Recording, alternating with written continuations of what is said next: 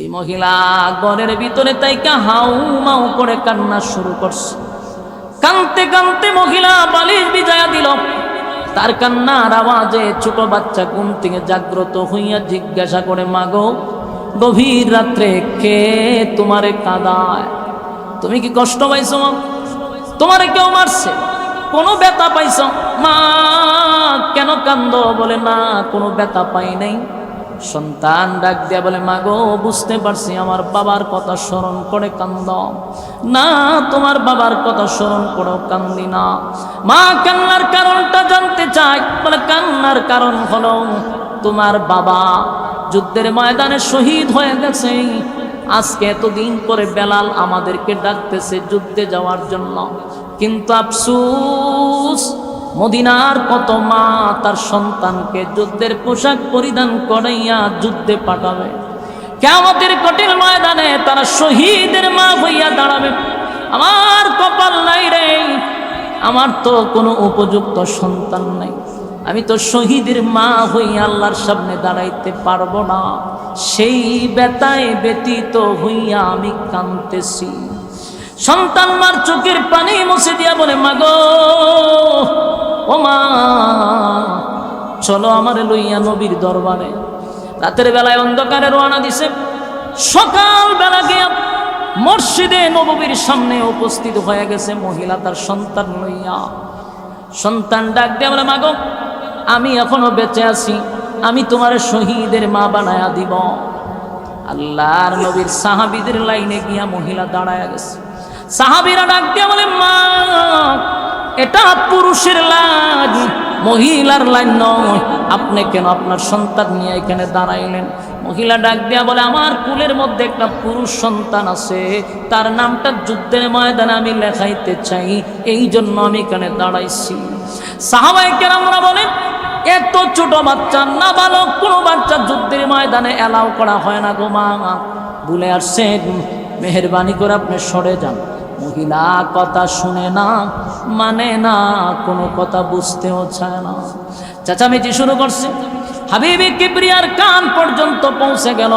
আল্লাহর হাবিব হুজরা শরীফ থেকে বাহির হইয়া ডাক দিয়া বলে, কেন রে তোমরা এত চিল্লা চিল্লি শুরু করলা? বলে, নবী গো এই মহিলা শুনে না, বুঝে না, মানে না, যতই বুঝাই মহিলা বুঝতে চায় না। এক নাবালক বাচ্চা লইয়া আসছে যুদ্ধের ময়দানে পাঠানোর জন্য। আল্লাহর নবীর সামনে আইসা বলে, মাগো এত ছোট বাচ্চা যুদ্ধের ময়দানে নিয়ে আমি কোন কাজে লাগাবো? কোন কাজে সে আসবে বলেন? মহিলা উত্তর দিছে, নবী গো আমার সন্তান তরবারি নিয়ে যুদ্ধ করতে পারবে না, আমি জানি। গত বছর আমার স্বামীটা যুদ্ধের ময়দানে শাহাদাত বরণ করছে, কিন্তু আমার কলিজায় মানে না, মদিনার বহু মহিলারা শহীদের মা হইয়া দাঁড়াবে, আমি না শহীদের মা হইতে চাই। আল্লাহর নবী মহিলারে বুঝাইল, মহিলা বুঝ মানে না। একটা পর্যায়ে বলে, নবী গো আমার সন্তানটারে যুদ্ধে নিয়ে যান, যখন আপনারে তীর মারবে, তীর মারলে পরে আটকানোর জন্য একটা ঢালের প্রয়োজন হয়। আমার ছেলে ছোট আছে, ছোট ছেলেটারে ঢাল হিসাবে ব্যবহার করবেন। বাম দিকে তীর আসলে পরে আমার সন্তানের বুক দিয়ে আটকাবেন, ডান দিকে যখন তীর আসবে ডান দিকে বুক দিয়া ফিরাবেন। আমার সন্তান শহীদ হয়ে যাবে, আমি হাসরের মাঠে শহীদের মা হইয়া দাঁড়াবো। আল্লাহর নবীর চোখ বেয়ে বেয়ে পানি পড়া শুরু হয়ে গেছে। এই মহিলা জান্নাতের প্রতি তার কত লোভ লালসা, জান্নাতে ঢুকতে চায়। এবার আল্লাহর নবী বাচ্চাটারে জড়ায় দইরা চুমু দেয় আর বলে, বাবারে বড় হও, আমি দোয়া করি যুদ্ধের ময়দানে যাইবা। নবী যখন বিদায় করে দেয়, ওই আচ্ছা তুই যে জুম্মার নামাজও পড়স না, তুই বেনামাজি, তোর ইমান আসেনি? তখন স্বাভাবিকভাবে উত্তর দিত না, ইমাম সাহেবের মতো না। বুক তিনটা তাবা দিয়ে হইব, নমাজ না পড়লে কি দিছে ইমান আছে? ঠিক না বে ঠিক? ইমাম সাহেব কইছে স্বাভাবিক আমার ইমান আছে, আর হে কি কয় নামাজ না পড়লে কি দিছে ইমান আছে? তাফা দিয়া কয়, বোঝা যায় ইমাম সাহেব থেকে এর ইমান শক্ত। আর আমরা গ্রাম্য একটা ভাষা আছে, সুরের মার বড় গলা। ঠিক না বে ঠিক? আচ্ছা তখন ইমাম সাহেবেরও দাবি ইমানদার, আপনারা গ্রামের সবচেয়ে বড় বেনামাজি হেও কয় আমি ইমানদার। দাবির বেলা কি কেউ কম? ইমাম সাহেবের যেই দাবি বেনামাজিরও সেই দাবি। আপনারা গ্রামে সুদকুর আছে নি? সুদ খায় সুদ করে জিগায়েন যে তুই তো সুদ কাজ তোর ইমান আসেনি, হেও কইব আমি ইমানদার। ঘুষ করে জিগাইলে কইব ইমানদার। সাদাবাজরে যদি জিগান হেও কইব ইমানদার। জেনা করে জিগাইলে হেও কই ইমানদার। লম্পট বদমাইশরে জিগাইলে হয় ইমানদার। কেউ নিজের আর বেঈমান হইল না। তাহলে দাবির বেলা একেবারে আমি বক্তা সহ সবাই ইমানদার, ঠিক না বে ঠিক? এখন ইমাম সাহেবের দাবি আর সুরের দাবি এক, কেন জানেননি? কারণ বেনামাজিও জানে আমি নিজের ইমানদার দাবি করছি, বাফের বেড়া হইলে আমার বেঈমান প্রকাশ কর। হেও জানে যে আমার বেঈমান প্রমাণ করার মতো আমার কাছে কোনো মিশিং নাই। আপনার গ্রামে জ্বর উঠলে পরে জ্বর মাফার লাগে একটা মিশিং আছে না, থার্মোমিটার। এটা কিতা করে? এটা বগলের নিচে ঢুকায়। জ্বর উঠলে এটা কই ঢুকায়? বগলের নিচে ঢুকায় কতক্ষণ দাঁড় করে, এরপরে এটা টান্দা বাইর করে। বাইর করে আমি তো 103 জ্বর। যে মিশিংটা তো মাফে দিল থার্মোমিটার। আল্লাহ যদি ইমান মাফার মিশিং ফাটাইতো থার্মোমিটার, সব বনাশ করে দিয়েছে। একেবারে বক্তা কোন, ইমাম কোন, আর ফির কোন, আর নেতা কোন, সব সমানে ধরা পড়তো, ঠিক না বেটি? মনে করেন আমি বক্তা আইসি, ওয়াজ করতাম। প্রথমে ফারবেদ ভাই কইলে হইলে বলে হুজুর আইন আমার রুমানিয়া হইলেন হুজুর মাইন করি না, বগলের নিচে একটু আলগে দিন। বাধ্য হয়ে আমি বগলের নিচে আলগে দিলাম। হইলে এরপর আমার থার্মোমিটারটা ঢুকাইয়া কতক্ষণ রাইকে ঠান্ডা বাইর করে দেখতো যে ইমানের বাতি লাল বাতি জ্বলে। কইলে ইন্না লিল্লাহ হুজুর মান সম্মান লই আপনি যান, আপনার ওয়াজ আর ওনার দরকার নেই। আমরা দি ইমান দি লাল বাতি। তা আমিও গাড়টি গুছ করে দৌড় উঠে থাকলাম। অনেক ফিস সাপ রায়ে মুড়ি দান করবার বলে ফিস সাপ মুড়ি দমু কোনো অসুবিধা নাই, কিন্তু আগে আপনার বগল তুলে ডালকে দেন। ফিস সাপের বগলের নিচে ঢুকাই দিত থার্মোমিটার। ঠান্ডা বাইর করে যদি দেখতো লাল বাতি জ্বলে, এই ফিরের কাছে কেউ মুড়ি দিত। আবার আমরা দেশের নেতা এসে দেখবেন আড্ডাইতে করে আমার চরিত্র ফুলের চেয়ে পবিত্র। মানে ফুলের মধ্যে চরিত্র দোষ আছে, কিন্তু হের কোনো দোষ নাই। তখন নেতা যেমন হাত তুলছি তখনই থার্মোমিটারটা ঢুকা দিল, ঠিক না বেটি? ঢুকাইয়া ঠান্ডা বাইর করে হইতে নেতা তুই যে ছাপাবাজি করছ তোর লাল বাতি জ্বলে। নেতাগিরি শেষ নেই, বক্তাগিরিও শেষ, ফিরাগিও শেষ, ইমামতিও শেষ। আল্লাহ আমরা বাঁচাইছে আলহামদুলিল্লাহ। যদি থার্মোমিটার দিত ইজ্জত থাকলো না। আর আমরাও চিন্তা করলাম যে সব বনাস গেলে যদি থার্মোমিটার দিয়ে মাফে, আগে বাসার দই ইমানদারে পাহা পোক্ত কইরা একেবারে লীল বাতিত লইয়া এরপর আইলাম বলে, ঠিক না বেটি? তো এখন শুনেন, আমরার কাছে থার্মোমিটার না থাকলেও আল্লাহর কাছে আসেনি। হ্যাঁ, আমরার ইমান কত পয়েন্ট আছে এটা আল্লাহ ভালো করে জানে। এই জন্য কোরআনের প্রায় জায়গায় দেখবেন আল্লাহ খালি কয় ইয়া আইয়ুহাল্লাযীনা আমানু, এর অর্থ হইল হে ইমানদারেরা। সব জায়গায় দেখবেন আল্লাহ খালি ইমানদাররে ডাকে।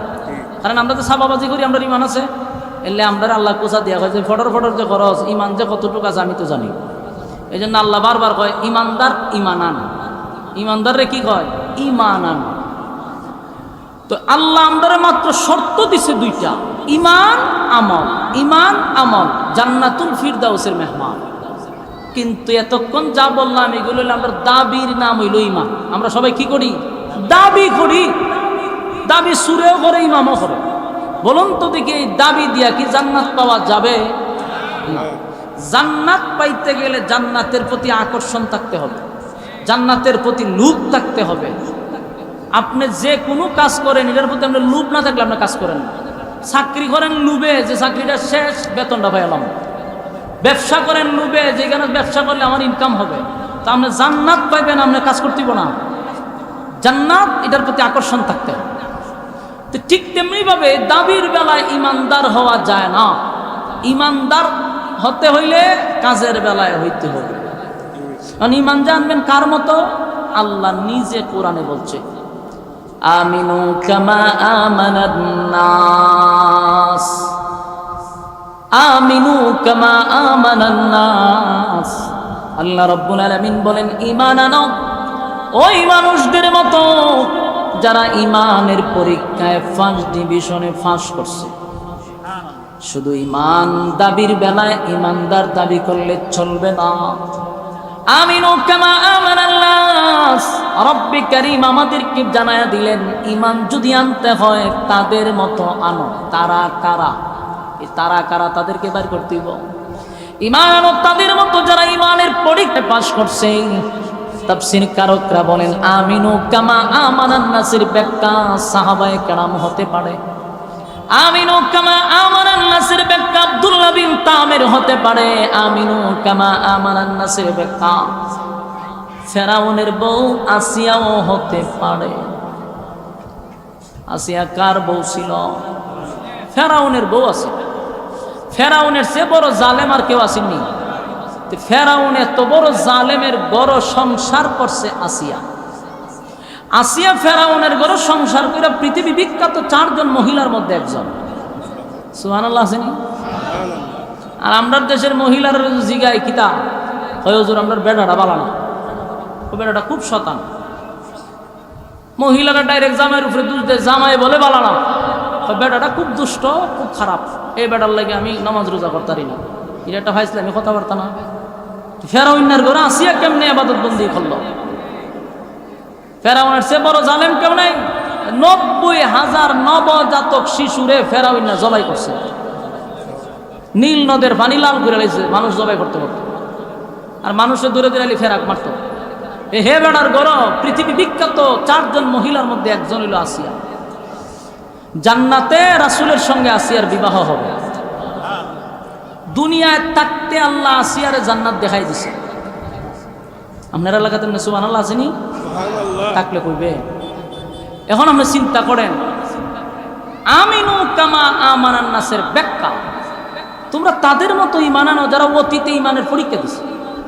এখান থেকে স্পষ্ট পরীক্ষা আমাদের উপরও আসবে। কথা কই না দি?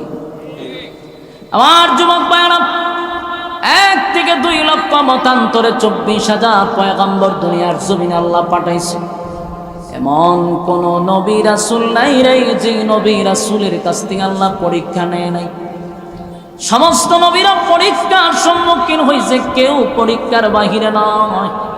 আর আপনি আমি দুনিয়া আসছি পরীক্ষা দেওয়ার জন্য, এতে কোনো সন্দেহ নেই। পরীক্ষা আমাদের দিতেই হবে। কেউ পরীক্ষার বাহিরে নয়। যেদিন থেকে আমরা বালেগ হয়ে গেছি, এ ভাই আপনার আউটপুট কমাচ্ছেন, হালকা কমান, এটা শীষ দেয় কেটে ভলিউম কমান, মাস্টারটা একটু লামায় রাখেন। আমি তখন সিলি দিছি না, তে কেমনইব সাউন্ড কমায়, মিষ্টি সাউন্ড রাখবেন। আমিনু কামা আমানান নাস, ঠিক আছে, আমিনু কামা আমানান নাস, ঈমান আনো এই মানুষদের মতো যারা ঈমানের পরীক্ষায় পাশ করছে। এখন বলুন আমাদের উপরে পরীক্ষা আছে না নাই? প্রত্যেকটা মানুষ পরীক্ষার মধ্যে আছে। পরীক্ষার হলের ভিতরে আমরা আছি, কারণ এই জামানায় যারা বালেগ হইছেন সবারই পরীক্ষা শুরু। আল্লাহ বলেন চিরস্থায়ী জান্নাত দেওয়ার জন্য ক্ষণস্থায়ী দুনিয়ায় পাঠাইছি। চিরস্থায়ী জান্নাত দেওয়ার জন্য ক্ষণস্থায়ী দুনিয়ায় পাঠাইছি, যেন তোমরা পরীক্ষায় পাস করতে পারো। পরীক্ষায় পাস করলেই জান্নাত। কথা কি বুঝতেছেন? মানে বেশি কমাই লিছে আর টু উড়ান। আপনারা শুনুননি হয়েছে তৈল। আমিনু কামা আমানান নাস, প্রত্যেকটা মানুষ পরীক্ষার সম্মুখীন হতে হবে, উত্তীর্ণ হতে হবে পরীক্ষায়। আল্লাহ কাউরে গরিব বানাইয়া পরীক্ষা নেয়, কাউরে আল্লাহ ধনী বানাইয়া পরীক্ষা নেয়, আবার কারো কাছ থেকে আল্লাহ অসুস্থ বানাইয়া পরীক্ষা নেয়, কাউরে মুসিবতে ফেলাইয়া পরীক্ষা নেয়। বুঝতে হবে যদি গরিব হই তাহলে এটাই আমার সাবজেক্ট, যদি অসুস্থ থাকি এটাই আমার সাবজেক্ট, যদি কোটি কোটি টাকার মালিক হয়ে যায় এটা আমার সাবজেক্ট। পরীক্ষা তো চলতেছে, পাস তো করতে হবে। কানাত লাকুম জান্নাতুল ফিরদাউসি নুজুলা, আল্লাহ কয় যদি জান্নাতুল ফিরদাউসের মেহমান হতে চাও অবশ্যই পরীক্ষায় ফার্স্ট ডিভিশনে পাস করতে হবে। এমন এক পরীক্ষার হলে আসছি রে, জীবনে যদি একবার ফেল করি আর কোনোদিন এই হলে দ্বিতীয়বার ঢুকাইতে দিবে না। একবার আসছি পরীক্ষার হলের ভিতরে, একবার যদি ফেল করি কপাল পড়ে গেছে, আর ফাঁস করার জন্য দ্বিতীয়বার হলে ঢোকানোর সুযোগ নাই। তাই আপনাদের কাছে বলি, এটাই হলো আমাদের জীবনের শেষ পরীক্ষা। হায়াতের জিন্দেগি আমাদের খুব কম, অল্প সময়ের জন্য দুনিয়ায় আসছি, বেশি দিন থাকার জন্য নয়। আমার বাপ দাদা 14 গোষ্ঠী আমাদের চোখের সামনে চলে গেছে, বলুন তো দেখি, কান থেকে উত্তর শিক্ষা নেওয়ার দরকার আছে না নাই? আমার চোখের সামনে বাবা চলে গেল রে, দাদা চলে গেল। অনেকের চুলগুলা কালো ছিল, তাকায়া দেখেন অনেকের সাদা হয়ে গেছে। সাদা কেন হইল? মরণের সিগনাল। চোখে এখন কম দেখে, মরণের সিগনাল। চামড়া শরীরের ডিল হয়ে গেছে, মরণের সিগনাল। শরীরটা দুর্বল, হাঁটতে পারে না, লাঠি লাগে, মরণের সিগনাল। এই লোকটারও একটা সময় তোমার আমার মতো যৌবন ছিল, তার কথায়ও মাটি কাঁপছে, আজকে তারে কেউ গণে না। ঠিক না বেটি? এটার নাম দুনিয়া। এই দুনিয়ায় যারা আসছি পরীক্ষার জন্য আসছি, আল্লাহ বলেন অনর্থক বানাই না। আফা হাসিবতুম আন্নামা খালাকনাকুম আবাসাও ওয়া আন্নাকুম ইলাইনা লা তুরজাউন। অনর্থক বেহুদা আমি বানাই না, নিষ্প্রয়োজনে বানাই না, গোলামির জন্য বানাইছিলাম। বান্দারে তাকায়া দেখ কতটুক গোলামি করছস, সময় দিছিলাম কতটুক সময় আমারে দিছস। আমার দেওয়ার সময় বান্দা আমারই দেয় না। ওই দেখেন রাস্তাঘাটে মোবাইলে সময় দেয় ঘন্টার পর ঘন্টা, টিভিতে সময় দেয় ঘন্টার পর ঘন্টা, খেলার মধ্যে সময় দেয় ঘন্টার পর ঘন্টা, বন্ধুদের আড্ডায় দেয় ঘন্টার পর ঘন্টা। যদি ওই লোকটারে জিজ্ঞাসা করা হয় আসেন না একটু ওয়াজ মাহফিলে, আসেন না একটু মসজিদে, উত্তর দেয় হুজুর আমার সময় নাই। ঠিক না বেটি? এই সময় কয় আমার সময় নেই। আল্লাহ বলেন ওয়াল্লাহ, সময়ের কসম। মালিক কিন্তু নিজেই সময়ের কসম করছে। সময়ের কসম করে আল্লাহ বলেন ইন্নাল ইনসানা লাফি খুসর, নিশ্চয়ই মানুষ ক্ষতিগ্রস্ত, এতে কোনো সন্দেহ নাই। কারণ মানুষ যদি সময়ের মূল্যায়ন না করে রে, ওই মানুষ ক্ষতিগ্রস্ত হবে। দুনিয়া হোক পরকাল হোক, দুনিয়া হোক পরকাল হোক। কেউ যদি দুনিয়ার দিকেও সময়ের মূল্যায়ন করে, দুনিয়ার দিকে অনেক ডেভেলপ হয়ে যায়। পরকালের দিকে সময় দিলে পরকালের দিকে ডেভেলপ হয়ে যায়। কিন্তু সময়ের মূল্যায়ন যারা করে না, এরা দুনিয়া তো বরবাদ, পরকালেও বরবাদ। ঠিক না বেঠি? আমার যুবক ভাইদেরকে বলি, ইয়াং জেনারেশন বেশিরভাগ সময় তারা মোবাইলে খাড়ায়। ঠিক না বেটি? সারাদিন মোবাইলে, সব সময় মোবাইল নিয়ে ব্যস্ত থাকে। এই সমস্ত যুবকদেরকে বলবো সময়ের মূল্যায়ন করো, দুনিয়ার দিকে ডেভেলপ হয়ে যাইবা। পরকালের দিকে মেহনত করলে পরকালের দিকে ডেভেলপ হইবা। কিন্তু এই যে সময় অপচয় হচ্ছে, এই সময় কি আর কোনোদিন ফিরে আসবে? আজকের দিন চলে গেছে, আজকের 12 তারিখ আর আপনার জীবনে আসবে না, এটা জীবনের জন্য চলে গেল। সময় তো আমাদের অল্প। এই সময়ের ভিতরে 2টা গুণে গুণান্বিত হইয়া কবরে যাইতে হবে। এক হইল ঈমান। আজকে আমরা ঈমানদার শুধু দাবির বেলায়। আমি আপনাদেরকে জিজ্ঞাসা করছি, আপনারা সবাই বলছেন হুজুর আমি তো ঈমানদার। সবার দাবি হইল ঈমানদার, এটা হলো আমাদের দাবি। কিন্তু কাজের বেলায় যদি ঈমান মাপা হয়, আমাদের ঈমান 0। আমরা ঈমানের ক্ষেত্রে বড় দুর্বলতা। 5 টাকার রং চাগায় আমরা ঈমান বিক্রি করি। ঠিক না বেটি? জায়গায় মানুষ পোল্ট্রি মারে, অথচ ঈমান হলো আমাদের জন্য সর্বপ্রথম একটা ফাউন্ডেশন। ঈমান হলো আমাদের জন্য নিয়ামত। যারা পরিমাণ ঈমান লইয়াও যদি কেউ কবরে যায় রে, আমার আল্লাহ বলেন শাস্তি বুক করার পরেও তারে আমি জান্নাতে ঢুকাবো। আর যদি বেঈমান হইয়া কবরে যাই, অনন্তকাল জাহান্নামের আগুনে জ্বলতে হবে। তাই আপনাদের কাছে আমার আবদার, ঈমানের ক্ষেত্রে কোনো ছাড় দেওয়া হবে না। আল্লাহ ছাড়া কারো কাছে মাথা নত করবেন না। কথা কি বুঝতেছেন? আল্লাহ ছাড়া কারো কাছে মাথা নত করা যাবে না। আল্লাহ ছাড়া এই কপাল আ জায়গায় বে জায়গায় টেকানো যাবে না। দেখুন না ঘটনা কিতা, না মাঝে মধ্যে আ জায়গায় বে জায়গায় টেকায় দেয়। আল্লাহ ছাড়া কারো কাছে মাথা নত করব না। আল্লাহ ছাড়া কারো কাছে চাইব না। চাইবেন কার কাছে? চাইব আল্লাহর কাছে।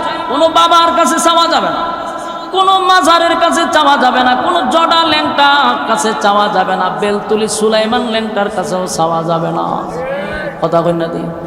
দুহাই ল্যাংটার কাছে চাওয়া যাবে না, কাটা কেল্লার কাছেও চাওয়া যেত না। না বেজার হইছে? চাইবেন কার কাছে? আমরা শুধু বিপদে পড়লে সবে মাত্র আল্লাহর শরণাপন্ন হব। কারণ দুনিয়াতে যারা চায় এরা হইল মূর্তি পূজারী। আল্লাহরে আল্লাহ বলে ঠিক, কোনো হিন্দু ডাইরেক্ট আল্লাহর কাছে চায় না। দেখবেন কোনো কিছু চাইতে গেলে এরা সরস্বতী মার কাছে চায়, কোনো কিছু চাইতে গেলে কালী মার কাছে চায়, কোনো কিছু চাইতে গেলে দুর্গা মার কাছে চায়। অথচ আল্লাহরে তারাও আল্লাহ বলে, কিন্তু চাওয়ার বেলায় দুর্গা মা, চাওয়ার বেলায় কালী মা, চাওয়ার বেলায় হইল এদের সরস্বতী মা। আমাদের সমাজের অনেক মুসলমান আছে আল্লাহকে আল্লাহ বলে, নবীকে নবী বলে, কিন্তু চাওয়ার সময় সুলাইমান ল্যাংটা, গদ্দি নিশিন যত পীর আছে তাদের কাছে চায়, ল্যাংটা জড়ার কাছে চায়, মাজারের কাছে চায়। তোর মধ্যে আর হিন্দুর মধ্যে ব্যবধান কোথায়? হ্যাঁ, হিন্দুরা চায় মার কাছে। হিন্দুরার কি? হিন্দুরার দেখবেন শুধু মা মা মা, কালী মা, সরস্বতী মা, অমুক মা তমুক মা। কপাল খারাপ মুসলমানের আর মা নাই রে, এরার খালি বাপ। আইজন বাবা, কীর্তন বাবা, শেরালি বাবা, মেরালি বাবা, সুলাইমান ল্যাংটা বাবা, জড়া বাবা, কেল্লা বাবা, সব কালে দেখবেন বাবা বাবা বাবা। হিন্দুদের মা আর এরার বাবা, দুটার মধ্যে বেশ কমিলে খালি মাঝখানে বিয়াটা করাই দেওয়া। ঠিক না বেঠি? আল্লাহ আমরার মেধা কত ফসেছে।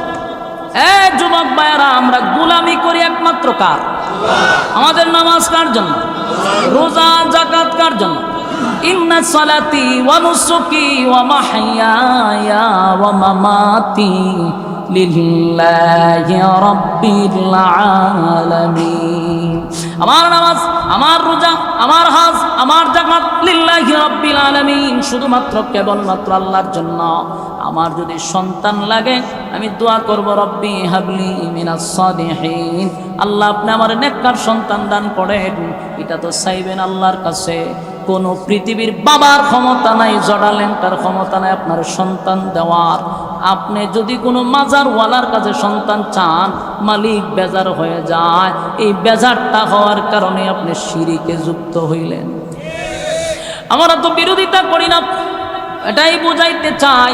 শিরিক লইয়া কবরে যায়েন না, শিরিক লইয়া কবরে যায়েন না। আর দোয়া যদি চাইতে হয়, মাজারে গিয়ে তো দোয়া চাওয়ার দরকার নাই। মাজার হইল জিয়ারতের জায়গা, এটা অস্বীকার করা যাবে না। মাজার কিসের জায়গা? মাজার জিয়ারতের জায়গা, এবং জিয়ারত করা সুন্নাত। মাজারে জিয়ারত করবেন সুন্নাত। তবে আ জায়গায় বে জায়গায় মাজার বানায় বই থাকলে তো না। জড়া ল্যাংটারে খবর দিও মাজার বানাইলা। এই জন্য ভালো আল্লাহর ওলি যারা আছে এদের মাজার জিয়ারত করবেন, নিষেধ নাই, ওই জিয়ারত করা সুন্নাত। কিন্তু চাওয়া যাবে না। চাইবেন কার কাছে? আল্লাহর কাছে চাইবেন। কোনো মাজারওয়ালা দেওয়ার ক্ষমতা রাখে না। আর যদি দোয়া চাইতে হয়, আপনার ঘরে মা আছে, বাবা আছে, যার ঘরে মা বাবা আছে এর থেকে বড় আল্লাহর ওলি পৃথিবীতে আর কেউ নাই। আমাদের মানুষ ঘরে মা বাবা তৈয়া ল্যাংটা জড়ার কাছে গিয়া চায়, বেটা তোর মা বাবা যদি দোয়া করে আসমানে যাইতে আর দেরি হয় না, ডাইরেক্ট কবুল। আমি আল্লাহর কসম করে বলি, কোরআন হাদিস মিলাই একটা প্রমাণ দেন আমরার মতো হুজুরদের দোয়া ডাইরেক্ট কবুল, ফিরের দোয়া কবুল, ফকিরের দোয়া কবুল, একটা প্রমাণ দেন। কিন্তু আমি আপনার প্রমাণ দিব, মা বাবার দোয়া 100% কবুল। মা বাবার অত বড় ফির গড় তুইয়া হেজা ফিরের কাছে, ওই ফিরে 10 টাকা না দিয়া মা বাপরে দে। বাপের হাতে 500 টাকা দাও, মার হাতে টাকা দাও। মা বাপ টাকা পাইয়া যদি একটা হাসি দেয় তো তুই এমনি খামসাই দিছ। আর আমরার মতো হুজুরে টাকা দিলে 100 টাকা দিছ, আর একজনে 200 টাকা দিছে, তোমার নাম হয় আমার ইয়াদ নাই। কথা বুঝতে চাও? ফির সাহেবরে তুমি দিছো 1000 টাকা, ফির সাহেবরে আরেকজনে 2000 টাকা দিছে। তুমি কেটা চিনেই নন ফিরে? তুমি দিছো মুরগি নিয়ে, আরেক গোটা দিলাইছে বস। ফিরে কি তোমার চিনব? দুনিয়া এরকম, দুনিয়া এরকম। আপনি মা বাবারা তো 500 টাকা দেন, দেখবেন কত খুশি। আর 10 জন দেখো 500 টাকা দিচ্ছে আমার ফুতে। এই দোয়া ভাইবেন কৌ এটি কইলে তো আশাবিরে দেখতে পারে না মানুষ। আশাবি খালি ফিরে ফিরে বকতাম কেনা। ভালো আল্লাহর ওলির কাছে তো আমরাও যাই। অনেক ফিরে ওয়াজ করে বইয়া বইয়া কয় সুলাইমান ল্যাংটা বলে লিঙ্গ টান দালাম বইরা ভাগ দিয়ে দিয়েছে। আচ্ছা কোন চান এরা কি ডেটওয়ালা গাঞ্জা খায়? 2000 সালের গাঞ্জা তো গড়ের ভিত্তে সিফাত, এটা বাইর করছে 26 সালে, বাইর ফিরে তো জুসের সুরে খাইছে গাঞ্জা, এখন তো আর মাথা কাজ করতেছে না। অনওয়াজের মধ্যে বইয়া কয় সুলাইমান ল্যাংটা বেলতুলির ল্যাংটায় লিঙ্গ দিয়ে ভাগ দিয়ে দিয়েছে। মানে আপনার মতো মুসল্লি যারা সামনে আছেন দেখো সুবহানাল্লাহ, ওমা এখানে কি সুবহানাল্লাহ, এ তো জুতার বাড়ি, এই সময় জুতাতে বাইরে নিয়ে আধা ঘন্টা। এই সমস্ত ভণ্ডগুলি সমাজের সব মানুষগুলোর ইমান নষ্ট করে তারা চলে যাচ্ছে, আর আপনারা মাঝখানে সুবহানাল্লাহ মাইরা দেন। এই সমস্ত ওয়াজ চললে এরা লামায়া কবেন যে তুই না লাম লাম তোর গাঞ্জা ডেট কবে শেষ হয়েছি আগে কম, এর পরীক্ষা করে দেখবেন যে গাঞ্জা খাইয়েছে। সাবধান, ইমান নষ্ট করা যাবে না। কথা আমার তিতা, আমার কথা মারাত্মক তিতা, তো করল্লার চেয়ে তিতা। কিন্তু প্রতিটা কথা আপনি বালিশের সঙ্গে মাথা লাগায় চিন্তা করবেন যে আমার কোনো ব্যক্তি স্বার্থ আছে কিনা। আমি কি ফির যে আমি ফিরের কথা কইতাম? শুধুমাত্র ইমান আমলের হেফাজত করেন, আর কিছু লাগবে না। অল্প আমল নাজাতের জন্য যথেষ্ট। আমল অল্প থাক, আমলটা যদি নির্বেজাল হয়, রিয়া মুক্ত হয়, অল্প আমলেই মানুষ জান্নাতে চলে যাবে। হারা রাত তাহাজ্জুদ পড়া লাগবে না, হারা রাত নফল নামাজ পড়া লাগবে না, অল্প আমল নির্বেজাল জান্নাত পাবেন ইনশাআল্লাহ। আর খেদমত যদি করতে হয়, দোয়া যদি চাইতে হয়, মা বাবার চেয়ে বড় ফির আল্লাহর জমিন আর কেউ নাই। কথা কি ক্লিয়ার? মোরা বুড়া মা বাপ যারা এখন আর কাম কাজ করতে না, ফুলা বানে টাকা পয়সা ইনকাম করে, এই ফুলা বান্ডির কত হইল? এই বৃদ্ধ মা বাপ যখন কামাই করত তখন তো তোর পকেটে টাকা থাকতো, তখন যে বেচারা কাম কাজ করতে না, তুই মাসে একবার খবর লস নি যে আব্বারা তো টাকা আসেনি। এটি কুচ খবর নিয়া নিয়া তাদের হাতে টাকা দিতে হইব। এরারে চা খাওয়ার জন্য অনর্থক টাকা দিবা, তাহলে ব্যবসায় বরকত হবে, খামায় রোজগার আল্লাহ বরকত বাড়াইয়া দিব। হেডি না কইরা প্রথম বেতনটা নিয়ে দেয় মাজার, তো মাজারও দিছো বালা কথা, খায় কাটা খাদেমে খাদেমে ডাকা 4টা বাড়ি করছে। বিশ্বাস না? আমি এক মাহফিলে যাই, ওইটা মাজারও যাই, খাদেমের বাড়ি গিয়া দিহি আলিশান দরবার বিশাল। আমি বললাম সব বনার খাদেম সবে তোর বাড়ি, খোঁজর দোয়া করেন, ডাকাতে আরো 3টা আছে। বেটার গাড়ি গিয়া দিলেন প্রৌজা বলতে একেবারে 1.5 কোটি টাকার গাড়ি। আমি আপনি করেন না কিতাব, ওইটা খাদেম তো মানছে নিয়ে ছাগল দে আর হেডে বিক্রি কইরা গুরু দে বিক্রি করে উরুসে কয়েক কোটি টাকা উঠে, আর এটি দিয়া বেড়া বাস বাড়ি করতেছে ঢাকা শহর গিয়া। আর তুমি মনে করতেছো ফিরে খবরের থেকে ঠান্ডা বাহিরে লই গেছে। হ্যাঁ, এইখান থেকে আমাদের বাইরে আসতে হবে। আমরা যদি দান করতে হয়, মাদ্রাসা আছে, মসজিদ আছে, এইগুলোর মধ্যে জিন্দা কোরআন আছে। জিন্দা কোরআন বুঝেন? এই যে ছোট ছোট বাচ্চারা, এটি জিন্দা কোরআন, এটা তো কোরআন পড়তেছে, এদের সিনার ভিতরে কোরআন। 10 টাকা খাওয়াইলে এডিরে খাওয়ান, আল্লাহ রাসূল খুশি হবে। টাকা দিতে হলে মাদ্রাসায় দেন, এতিম ছাত্র আছে এখানে কোরআন পড়তেছে, এদেরকে টাকা দেন। মসজিদ নির্মাণ কাজে টাকা দেন, মাজারে টাকা দিয়ে খাদেমের বুড়ি বাড়াইতেন। আল্লাহর ওলি তো খায় না, খায় তো খাদামে, খাদেম খাইয়া খলা কাজ হয়ে গেছে। এই কথাগুলি আপনাদের কষ্ট লাগতেছে আমি জানি। আমার যুবক ভাইরা, আল্লাহ বলেন আমিনু কামা আমানান নাস, ঈমান যদি আনতে হয় তাহলে তাদের মতো আনো। তারা কারা? সাহাবায়ে কেরাম। জান্নাতের প্রতি তাদের আকর্ষণ ছিল। কেমন আকর্ষণ? একটু দিলের কান লাগায় শুনেন। বেলালের নাম শুনছেন না? হযরত বেলাল হাফসি ছিল, কালো বেলাল, কালো বেলাল। চেহারা সুন্দর ছিল না, টুট মোড়া আছে, নাক মোড়া আছে, চেহারা ভালো না।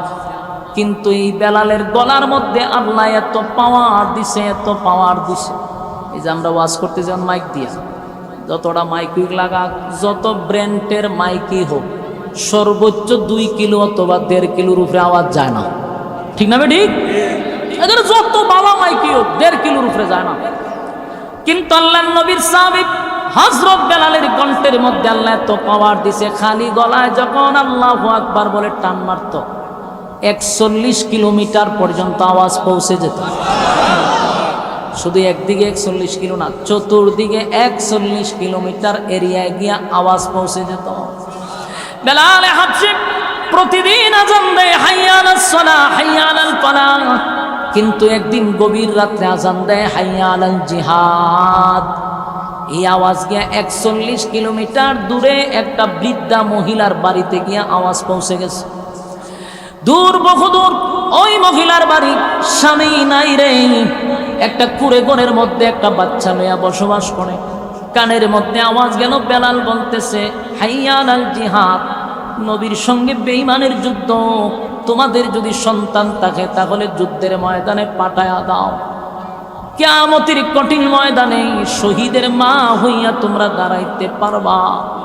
এরা তো আমাদের মতো মহিলা নয় রে, আমাদের ঘরের মহিলার মতো না। এদের ভিতরে ছিল জান্নাতের আকর্ষণ, পরকালের জন্য তারা আকর্ষণ ছিল। ওই মহিলা ঘরের ভিতরে তাইকা হাউ মাউ করে কান্না শুরু করছে। কানতে কানতে মহিলা বালিশ বিজায়া দিল। তার কান্নার আওয়াজে ছোট বাচ্চা ঘুম থেকে জাগ্রত হইয়া জিজ্ঞাসা করে, মাগো গভীর রাত্রে কে তোমারে কাঁদায়? তুমি কি কষ্ট পাইছো মা? তোমারে কেউ মারছে? কোনো ব্যথা পাইছ? মা কেন কান্দো? বলে না, কোনো ব্যথা পাই নাই। সন্তান ডাক দিয়া বলে, মাগো বুঝতে পারছি আমার বাবার কথা স্মরণ করে কান্দ। না, তোমার বাবার কথা স্মরণ করেও কান্দি না। মা কান্নার কারণটা জানতে চাই। বলে কান্নার কারণ হলো তোমার বাবা যুদ্ধের ময়দানে শহীদ হয়ে গেছে। আজকে এতদিন পরে বেলাল আমাদেরকে ডাকতেছে যুদ্ধে যাওয়ার জন্য, কিন্তু আফসোস মদিনার কত মা তার সন্তানকে যুদ্ধের পোশাক পরিধান করাইয়া যুদ্ধে পাঠাবে। কিয়ামতের কঠিন ময়দানে তারা শহীদের মা হইয়া দাঁড়াবে। আমার কপাল নাই রে, আমার তো কোনো উপযুক্ত সন্তান নাই। আমি তো শহীদের মা হইয়া আল্লাহর সামনে দাঁড়াইতে পারবো না। সেই ব্যথায় ব্যতীত হইয়া আমি কাঁদতেছি। সন্তান মার চোখের পানি মুছে দিয়া বলে, মাগো ও মা চলো আমারে লইয়া নবীর দরবারে। রাতের বেলায় অন্ধকারে রওনা দিছে। সকাল বেলা গিয়া মসজিদে নববীর সামনে উপস্থিত হয়ে গেছে মহিলা তার সন্তান লইয়া। সন্তান ডাক দিয়া বলে, মাগো আমি এখনো বেঁচে আছি, আমি তোমার শহীদের মা বানায়া দিব। আল্লাহর নবীর সাহাবীদের লাইনে গিয়া মহিলা দাঁড়ায়া গেছে। সাহাবীরা ডাক দিয়া বলে, মা এটা পুরুষের লাইন, মহিলার লাইন নয়। আপনি কেন আপনার সন্তান নিয়ে এখানে দাঁড়াইলেন? মহিলা ডাক দিয়া বলে, আমার কুলের মধ্যে একটা পুরুষ সন্তান আছে, তার নামটা যুদ্ধের ময়দানে আমি লেখাইতে চাই, এই জন্য আমি এখানে দাঁড়াইছি। সাহাবায়ে কেরামরা বলেন, এত ছোট বাচ্চা নাবালক কোনো বাচ্চা যুদ্ধের ময়দানে এলাও করা হয় না গো মা, ভুলে আসছেন, মেহেরবানি করে আপনি সরে যান। মহিলা কথা শুনে না, মানে না, কোনো কথা বুঝতেও চায় না। চেঁচামেচি শুরু করছে। হাবিবে কিবরিয়ার কান পর্যন্ত পৌঁছে গেল। আল্লাহর হাবিব হুজরা শরীফ থেকে বাহির হইয়া ডাক দিয়া বলে, কেন রে তোমরা এত চিল্লা চিল্লি শুরু করলা? বলে, নবী গো এই মহিলা শুনে না, বুঝে না, মানে না, যতই বুঝাই মহিলা বুঝতে চায় না। এক নাবালক বাচ্চা লইয়া আসছে যুদ্ধের ময়দানে পাঠানোর জন্য। আল্লাহর নবীর সামনে আইসা বলে, মাগো এত ছোট বাচ্চা যুদ্ধের ময়দানে নিয়ে আমি কোন কাজে লাগাবো? কোন কাজে সে আসবে বলেন? মহিলা উত্তর দিছে, নবী গো আমার সন্তান তরবারি নিয়ে যুদ্ধ করতে পারবে না আমি জানি। গত বছর আমার স্বামীটা যুদ্ধের ময়দানে শাহাদাত বরণ করছে, কিন্তু আমার কলিজায় মানে না মদিনার বহু মহিলারা শহীদের মা হইয়া দাঁড়াবে, আমি না শহীদের মা হইতে চাই। আল্লাহর নবী মহিলারে বুঝাইল, মহিলা বুঝ মানে না। একটা পর্যায়ে বলে, নবী গো আমার সন্তানটারে যুদ্ধে নিয়ে যান। যখন আপনারে তীর মারবে, তীর মারলে পরে আটকানোর জন্য একটা ঢালের প্রয়োজন হয়। আমার ছেলে ছোট আছে, ছোট ছেলেটারে ঢাল হিসাবে ব্যবহার করবেন। বাম দিকে তীর আসলে পরে আমার সন্তানের বুক দিয়ে আটকাবেন। ডান দিকে যখন তীর আসবে ডান দিকে বুক দিয়ে ফিরাবেন। আমার সন্তান শহীদ হয়ে যাবেন, আমি হাসরের মাঠে শহীদের মা হইয়া দাঁড়াবো। আল্লাহর নবীর চোখ বেয়ে বেয়ে পানি পড়া শুরু হয়ে গেছে। এই মহিলা জান্নাতের প্রতি তার কত লোভ লালসা, জান্নাতে ঢুকতে চায়। এবার আল্লাহর নবী বাচ্চাটারে জড়ায় দইরা চুমু দেয় আর বলে, বাবারে বড় হো, আমি দোয়া করি যুদ্ধের ময়দানে যাইবা। নবী যখন বিদায় করে দেয়, ওই ছোট ছেলেটা বলে, মাগো আমি না তোমারে ওয়াদা দিছি গো মা, তোমারে লইয়া যুদ্ধের ময়দানে আমি যাব, শহীদ হইয়া শহীদের মা তোমারে বানাবো। আমারে নবী বিদায় করে দিছে, কেমনে গো আমি এখন তোমারে শহীদের মা বানাই?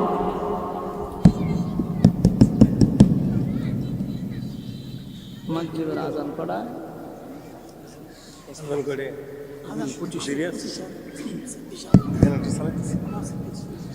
জিকির করেন লা ইলাহা ইল্লাল্লাহ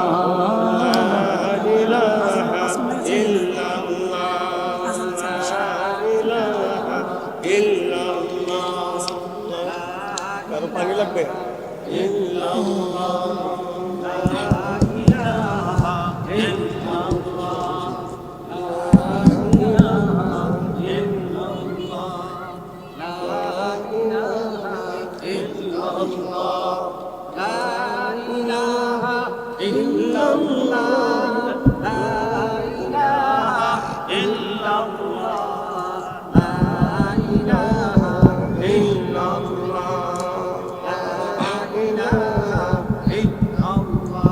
لا إله إلا الله إله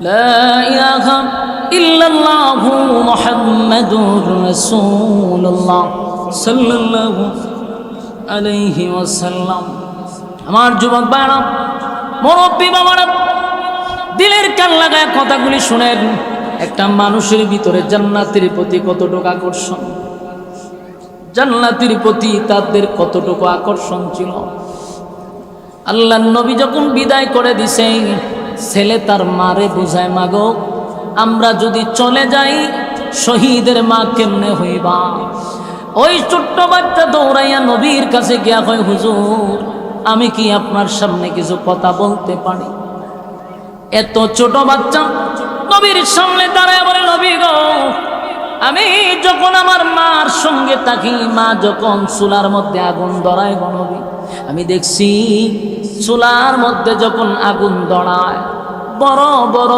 লাকড়ি কিন্তু চুলায় আগে ঢুকায় না ছোট ছোট লাকড়িগুলা চুলার ভিতরে আগে ঢুকায় আগুনটা ধরে যাওয়ার পরে বড় বড় লাকড়িগুলা চুলার ভিতরে ঢুকায়া দেয় ওগো নবীজি যুদ্ধের ময়দানে আমার মতো ছোট বাচ্চাটাকে আগে পাঠায়া দেন আমি শহীদ হইয়া যুদ্ধের ময়দানে একটা আগুন ধরায়া দিব এরপরে আপনি আলীকে পাঠাবেন উমরকে পাঠাবেন চিৎকার দিয়া কোন সুবহানাল্লাহ আমার যুবক ভাইরা এই সাহাবায়ে কেরামদের ইমাম এই জন্য আল্লাহ বলেন আমিনু কামা আমানান নাস ঈমান আনো ওই মানুষদের মতো যারা অতীতে ঈমানের পরীক্ষা দিছে ঈমানের পরীক্ষায় যারা পাশ করছে বহু জালেমের জুলুমের উপরও তারা ঈমানকে অটল রাখছে বহু সাহাবীদেরকে আগুনে পোড়ানো হয়েছে বহু সাহাবীদেরকে জ্বলন্ত কয়লার মধ্যে শোয়ানো হয়েছে বহু সাহাবীদেরকে গলার মধ্যে রশি লাগাইয়া মরুভূমি দিয়া টেনে টেনে নিয়ে যাওয়া হয়েছে একটা মুহূর্তের জন্য ঈমান ছাড়ে নাই যুবক ভাইরা রে আমাদের উপরে এত বড় মুসিবত আসে নাই কিন্তু আমরা 5 টাকার রং সার মধ্যেও ঈমান বিক্রি করি মিথ্যা কথা কথায় কথায় বলি ঈমান চলে যায় যেই কথা বলার প্রয়োজন নাই সেটাও বলি এগুলা ঈমান নষ্ট হয় নবীর ঘরের সাথে দুশমনি ঈমান নষ্ট হয় আল্লাহর ঘরের সঙ্গে যদি দুশমনি কেউ করে ঈমান নষ্ট হয়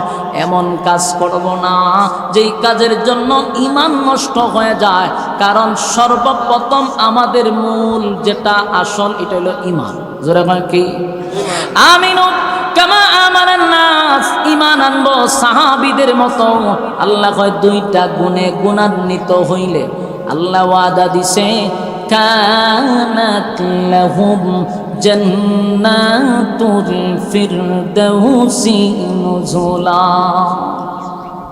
আল্লাহ কয় জান্নাতুল ফিরদাউসের মেহমান বানাবো খালিদিনা ফিহা লা ইয়াবগুনা আনহা হিওয়ালা আল্লাহ বলেন জান্নাতীরা যখন জান্নাতের ভিতরে ঢুকবে আর কোনোদিন জান্নাত থেকে বাহির হবে না কোনো মানুষ যদি জান্নাতে ঢুকে যায় আর বাহির হবে না অনন্তকালের জন্য সেই জান্নাত বলুন তো দেখি কয় গুণে গুণান্বিত একটা হলো ঈমান আরেকটা হলো নেক আমল নেক আমল যারা করবে নামাজ পড়েন রোজা রাখেন হজ করেন যাকাত দেন কিন্তু সাবধান আমলটা যেন নির্ভেজাল হয় লোক দেখানোর জন্য ইবাদত করা যাবে না।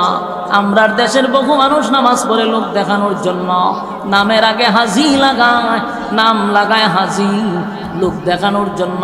হাজি সাহেব না ডাকলে বেজার হয়। এক দান করে মানুষকে দেখানোর জন্য, এগুলার মধ্যে ফরমালিং আছে। তসবি পরে মানুষ দেখানোর জন্য, অনেক মানুষ দেখবেন তসবি এইভাবে লইয়া লইয়া সুবহানাল্লাহ পড়ে, এর এটা দেখানি লাগবো। এগুলা মানুষ দেখান না। ইবাদত যদি হয় বুঝতে হবে এটার মধ্যে ফরমালিং আমল দিয়া জান্নাতুল ফিরদাউসের গ্রান পাওয়া যাবে না। কথা কি বুঝতেছেন? আমার যুবক ভাইরা ওয়াদা করেন, 2 গুণে গুণান্বিত আমরা কারা কারা হইতে চাই? 2টা হাত তুললা দেখায়া দিই। লিল্লাহে তাকবীর, লিল্লাহে তাকবীর।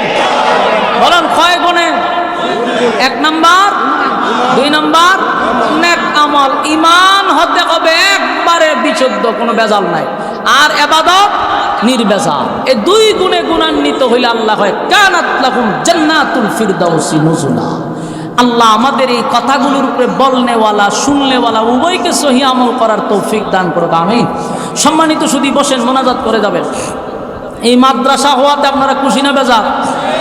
মাদ্রাসার দ্বারা এলাকা পরিবর্তন হয়ে যায়। হয় তোমরা কি দূরে লেছিনি? 2 মিনিটে মোনাজাত শেষ, বেলা যার সব বেলাতে মোনাজাতে আপনারা উড়াইলে যায়। বসেন। মাদ্রাসা হওয়াতে আপনাদের উপকার হয়েছে নি?